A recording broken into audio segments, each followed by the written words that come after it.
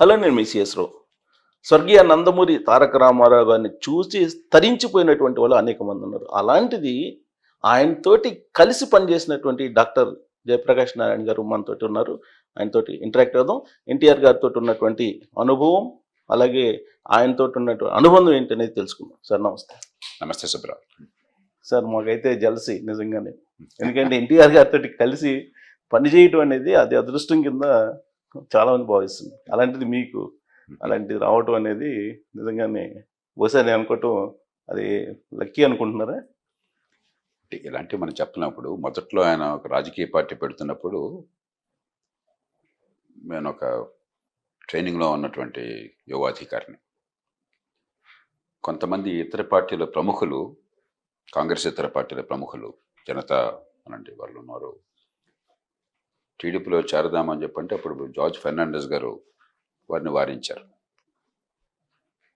ఎందుకంటే కొత్తగా ఎవరు వచ్చారు, సినిమా యాక్టరు, మనం సిద్ధాంతపరమైన రాజకీయం నడుపుతున్నాము, లోతైన అప్పుడు వారు నన్ను సంప్రదించారు. నేనంటే గౌరవం ఉన్న కారణంగా కొంతమంది ఎమ్మెల్యేలు కానీ కొంచెం సీనియర్ స్థాయి నాయకులు. నేను కూడా ఫెర్నాండెస్ గారు చెప్పింది కరెక్టే కదా అన్నాను.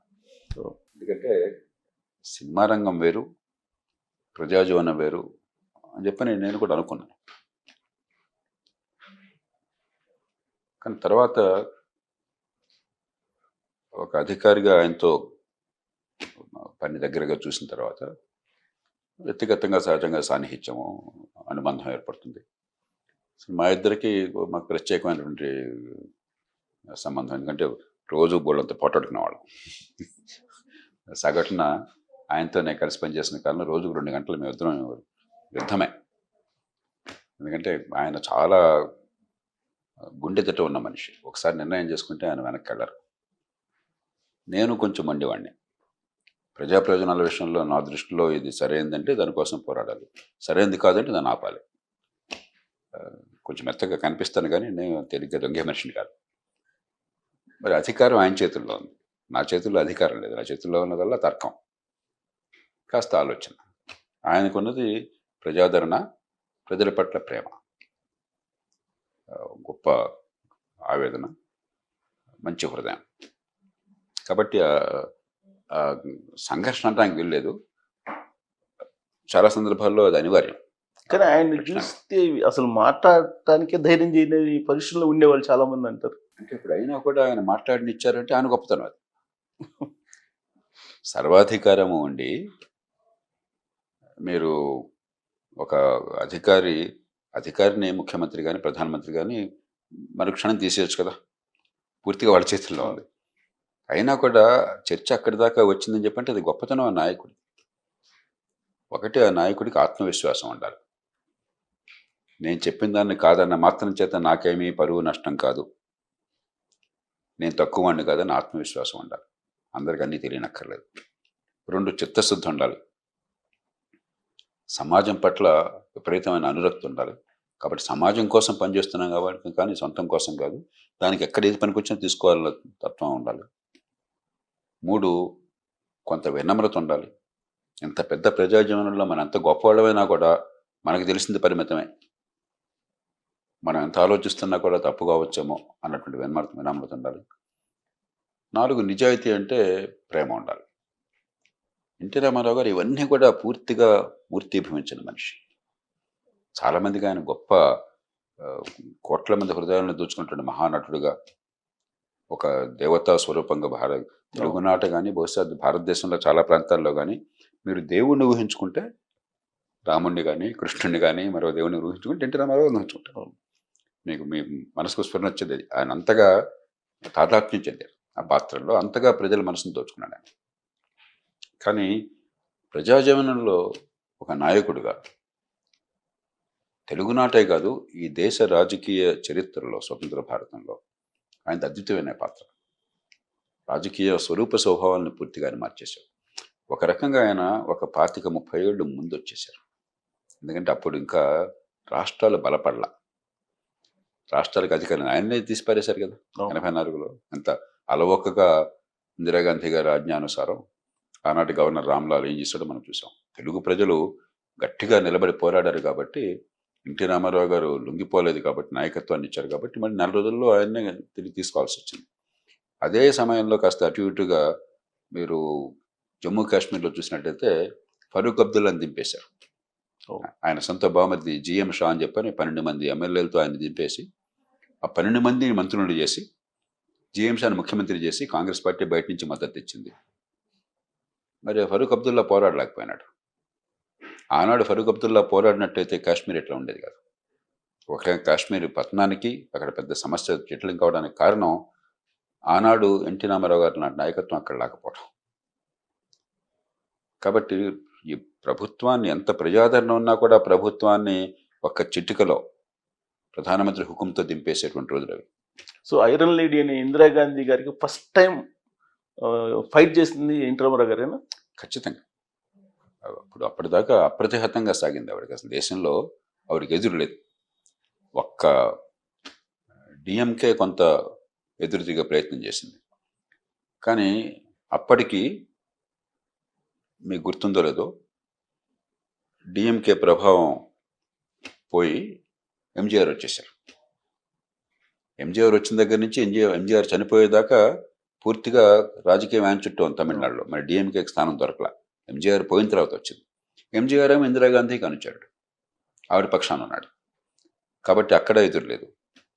ఆవిడకి ఏమన్నా కాస్త ఎదురు ఉంటే మార్క్సిస్టులు బెంగాల్లో 1977 నుంచి బెంగాల్లో మార్క్సిస్టులు పీఠం వేశారు. బెంగాల్ రాజకీయ పద్ధతి వేరు. కాబట్టి అలాంటి సందర్భంలో ఈయన ఒక రాష్ట్రంలో ఇంత ఇంత పెద్ద ఎత్తున ఉవ్వెత్తున లేచి ఇంత వేగంగా అధికారాన్ని పొందడమే కాదు, కాంగ్రెస్ ఓడించి మొత్తం దేశంలో కాంగ్రెసేతర నాయకులందరినీ కూడా కలిపి వాళ్ళకి మనోస్థైర్యాన్ని నింపి మనం ఏం చేయాలనుకున్న సమయంలో ఒక మార్గాన్ని చూపెట్టి, ఫెడరలిజం అంటే ఈవేళ కూడా దేశంలో ఎవరికి అర్థం కాదు. అలాంటిది ఫెడరలిజం అన్న అంశం మీద అన్ని రాష్ట్రాలని కలపటం ఏంటి, కాంక్లేవ్స్ పెట్టడం ఏంటి, లక్షల మంది జనం హాజరు కావటం ఏంటి, రాష్ట్రాల హక్కుల గురించి అది ఊహించడానికి కూడా సాధ్యం. మామూలుగా రాజకీయంలో తలపడిన వాళ్ళు అనుకున్న వాళ్ళు ఎవరో కూడా దాన్ని అంశంగా తీసుకొచ్చి ప్రజల్లోకి వెళ్ళరు. ఆయన దాన్ని తీసుకెళ్ళారు. ఆనాడు ఆయన మిగతా నాయకుల్ని కలుపుకొని, మీరు అక్కడ బెంగాల్ నుంచి వచ్చినటువంటి జ్యోతి బాసు కావచ్చు, ఒరిస్సా నుంచి వచ్చిన బిజు పట్నాయక్ గారు కావచ్చు, రామకృష్ణ హెగ్డే కావచ్చు కర్ణాటక నుంచి, లేకపోతే తమిళనాడు నుంచి మనకి కరుణానిధి కావచ్చు, ఫరూక్ అబ్దుల్లా కలిసి ఉన్నారు ఆయన కావచ్చు, వీళ్ళందరినీ కలిపి వాళ్ళకు ఒక మార్గాన్ని చూపెట్టి ప్రజలను ఉత్తేజపరిచేసరికి సర్కారీ కమిషన్ వచ్చింది. ఆ తర్వాత దేశంలో పరిష్కరించడంగా మరి ఇప్పుడు రాష్ట్రాలు పూర్తిగా బలపడ్డాయి. ఆయన ఆనాడు మొదలెట్టిన పోరాటానికి ప్రతిఫలం ఇవాళ రాష్ట్రాలకు పూర్తి స్వయంకాలం ఉన్నది. ఇప్పటికేదో మనం అంటుంటాం రాజకీయంగా ఏదో చేస్తుంటే అంత కేంద్రీకరణ అయిపోయింది, ఢిల్లీ పెత్తనం చేస్తుంది. వాస్తవం కాదు. నేను నిర్మోహనం చెప్తాను, ఏ పార్టీ ప్రభుత్వం అన్నా కూడా ఢిల్లీలో ఇవాళ రాష్ట్రాల చేతిలో పూర్తి అధికారం ఉంది. రాష్ట్రాల భవిష్యత్తు రాష్ట్ర ప్రభుత్వాల చేతిలో ఉంది. అది ఎన్టీ రామారావు గారి దేశానికి ఇచ్చినటువంటి పెద్ద వరం. అట్లాగే ఆత్మస్థైర్యం కోల్పోయినటువంటి కాంగ్రెసేతర నాయకుని కలిపేసి ఒక త్రాటిని నడిపించారు. 1984లో ఇందిరాగాంధీ గారు ఓడిపోయిన తర్వాత మరి ఆమెను భయంకరంగా ఆమె దుర్మరణాన్ని పాలయ్యారు. ఈ దేశంలో మనసున్న ప్రతి మనిషి కూడా పార్టీలకు అతీతంగా మన ప్రధానమంత్రిని ఆవిడ అంగరక్షకులై కాల్చి పట్టేస్తే ఎవరు ఉంటారు? దేశం అంతా స్పందించింది.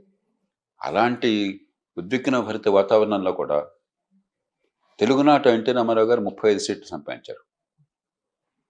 ఆనాడు ఇంకే పార్టీ, కాంగ్రెస్ తర్వాత ఇంకే పార్టీకి సీట్లు లేవు. బీజేపీ గుర్తులేదు మీకు, 2 సీట్లు దేశంలో. వాజ్పేయి గారు ఓడిపోయినారు. ఒక్క సీటు దానిలో తెలుగునాట వచ్చింది. వరంగల్ బయట హనుమకొండ నుంచి జంగారెడ్డి గారు బీజేపీ సీటు. ఎన్టీ రామారావు గారితో మద్దతు వల్ల ఆయన ఆశీర్వాదం వల్ల వచ్చిన సీటు. కాబట్టి ఆయన ప్రతిపక్షంగా ఆయన ఒక్కడే నిలబడ్డాడు అక్కడ. వీళ్ళందరినీ కలిపి వాళ్ళకి ధైర్యాన్ని ఇచ్చారు. అలాగే రాజకీయాన్ని ఎన్టీ రామారావు వచ్చేదాకా దేశంలో రాజకీయం ఏమిటి అంటే స్వతంత్ర పోరాటంలో పాల్గొన్న వాళ్ళు, పెద్దలు, మంచి పేరున్న వాళ్ళు, మోతుబర్లు, భూస్వామ్య వర్గానికి చెందిన వాళ్ళు నాయకులు. ఎప్పుడు 5 ఏళ్లకు ఒకసారి మన దర్శనం ఇచ్చేవాళ్ళు. వాళ్ళ గురించి గొప్పగా చెప్పుకునే వాళ్ళం. ఎలక్షన్ వస్తే కాస్త ఆ ఊరికి అలా వచ్చేవాళ్ళు, ఊళ్ళో నలుగురు కలిసేవాళ్ళు. ఒక పెద్ద ప్రొసెషన్ ఉండేది ఎలక్షన్ టైంలో, నాకు బాగా గుర్తున్నది. కాంగ్రెస్ పార్టీ కొన్ని డజన్ల లారీలతో జనాన్ని తీసుకుపోయేవాళ్ళు. ఊళ్ళో జనం అంతా కూడా కర్పూర హారతి వెలిగించేవాళ్ళు, లేకపోతే పానకం పంచేవాళ్ళు, మజ్జిగ ఇచ్చేవాళ్ళు, మంచినీళ్ళు ఇచ్చేవాళ్ళు. అదే ప్రచారం అయిపోయింది.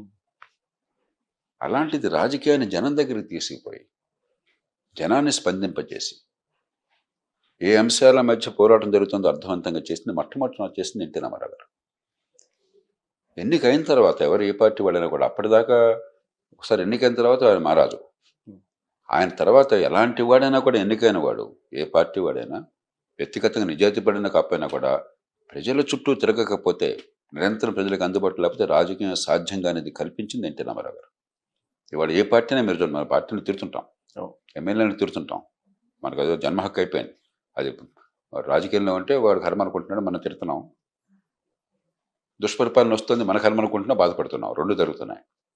కానీ ఎలాంటి వాళ్ళైనా కూడా వేరే కారణాల వల్ల పరిపాలన సరిగ్గా లేదు, కానీ రేయింబౌళ్ళు ఎమ్మెల్యేలు ప్రజలకు అందుబాటులో వస్తుంది, లేకపోతే రాజకీయం నిలబడడం అసాధ్యం అయిపోతుంది. అప్పటిదాకా అసలు ఈ మ్యాస్ పాలిటిక్స్, ప్రజలతో సన్నిహిత సంబంధం 365 నుండే రాజకీయం ఎన్టీ రామారావు గారు వచ్చేదాకా లేదు. అసలు ఎలక్షన్ టైంలో కూడా క్యాండిడేట్ కనిపించాడు కాదు, గ్రామ స్థాయి లీడర్లకు చెప్పి వెళ్ళిపోతుంది. కరెక్ట్.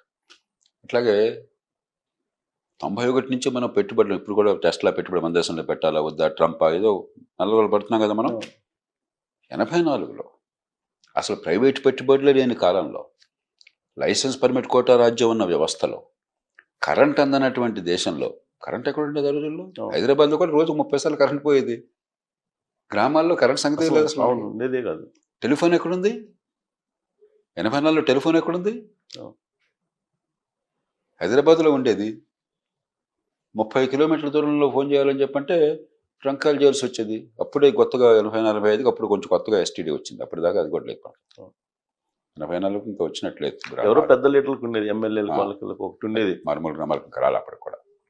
సో అలాంటి నేపథ్యంలో ఆయన అమెరికా వెళ్ళి ప్రవాస భారతీయుల్ని ఉత్తేజపరిచి పెట్టుబడులు కావాలి, పెట్టుబడులు అనే మాట భారతదేశంలో మొట్టమొదటి ఉచ్చరించిన మనిషి ఎన్టీ రామారావు గారు. ఆర్థిక సరళీకరణకు ముందే ఆర్థిక వ్యవస్థకి ప్రైవేటు పెట్టుబడులు అవసరము, ఉత్పాదకత అవసరము, దాని నుంచి ఉపాధి కల్పన వస్తే అభివృద్ధి జరుగుతుంది, అక్కడి నుంచి ఆదాయాలు వస్తాయి, అక్కడి నుంచి పేదరికం పోతుంది. అసలు ఈ రకంగా ఆలోచన ఆయన ఆర్థికవేత్త కాదు. ఆయన బిఏ చదువుకున్నారు కాలేజీలో, అంతేగాని ఆర్థిక శాస్త్రం చదువుకున్న మనిషి కాదు, పిహెచ్డి పొందలేదు. కానీ అపారమైనటువంటి ఇంగిత జ్ఞానం ఉన్న మనిషి. లేకపోతే ఆనాడు మనకు గొప్ప గొప్ప తలపండిన వాళ్ళంతా కూడా, ఆర్థికవేత్తలంతా కూడా ప్రభుత్వము, ప్రభుత్వ రంగము, లేకపోతే సోషలిజము, కొహనా సోషలిజం, లైసెన్స్ రాజ్యము, పర్మిట్ రాజ్యము, కోటా రాజ్యము, ఈ ఇంపోర్ట్ ఎక్స్పోర్ట్ డ్యూటీలను చాలా ఇష్టం వచ్చినట్టుగా వాళ్ళు ఉపయోగించుకుని దానిలో డబ్బులు సంపాదించడము, మనకు కావాల్సిన వాళ్ళని కోటీశ్వరుని చేయటము. ఆ రోజు సిటీ బస్సులో ఎవరికి లైసెన్స్ ఇస్తే ఆయన వచ్చేది లక్షాధికారి, ఎవరికి ఇవ్వకపోతే ఆయనకి అవకాశం లేదు. అంటే కాబోయే లక్షాధికారులు మనం తయారు చేసేవాళ్ళం, మన ఇష్టం. మార్కెట్లోకి పోటీ వల్ల కాదు, ప్రజలు వాళ్ళని ఆమోదించడం వల్ల కాదు, ప్రజలకు పనికొచ్చేది వాళ్ళు చేయటం వల్ల కాదు, ప్రభుత్వంలో ఉన్న అధికారుల నిర్ణయంతో. అలాంటి నేపథ్యంలో ఆయన విదేశాలకు పోయి ఇక్కడికి పెట్టుబడులు కావాలి రండి, మన కన్నతల్లిని, మన దేశాన్ని కాపాడుకుందాం, ఇక్కడ ఆదాయాలను పెంచుతాం, ఇక్కడ ఆర్థిక వ్యవస్థను పెంచుతాం అని చెప్పని చాలామంది వచ్చారు ఆ రోజుల్లో. వచ్చిన వాళ్ళు పాపం ఇప్పుడు కరెంట్ లేక, ఫోన్లు లేక, ఒక ఆయన నాకు కన్నడితో చెప్పాడు, పెద్ద ఆయన మీద నమ్మకంతో అభిమానంతో వచ్చామండి, ఆదిలాబాద్ జిల్లాలోనేమో మాకు ఫ్యాక్టరీ ఉంది, అక్కడ రా మెటీరియల్ దొరుకుతుంది, ఆ ఊళ్ళో ఫోన్ కూడా పనిచేయదు, మార్కెటింగ్ వాటి కోసం చెప్పని ఆఫీస్ ఏమో హైదరాబాద్లో ఉంది, ఫ్యాక్టరీకి ఒక సమాచారం ఇవ్వాలి, అక్కడి నుంచి సమాచారం రావాలంటే 3 రోజులు పడుతుంది, మనిషి ఇక్కడి నుంచి వెళ్ళటం రావటం. అలాంటి పరిస్థితుల్లో కూడా, అన్నిటికీ లైసెన్స్ కావాల్సిన పరిస్థితుల్లో కూడా ఆయన భవిష్యత్తు రూపకల్పన చేశారు. కాబట్టి ఎన్టీ రామారావు గురించి చాలామంది జనాకర్షణ ఉంది, బ్రహ్మాండంగా గెలిచారు, 9 నెలల్లో అధికారం, ఇవన్నీ కానీ కొంచెం లోతుకి వెళితే ఆయన పాత్ర భారత రాజకీయాన్ని మార్చడంలో చాలా గణనీయమైనటువంటిది.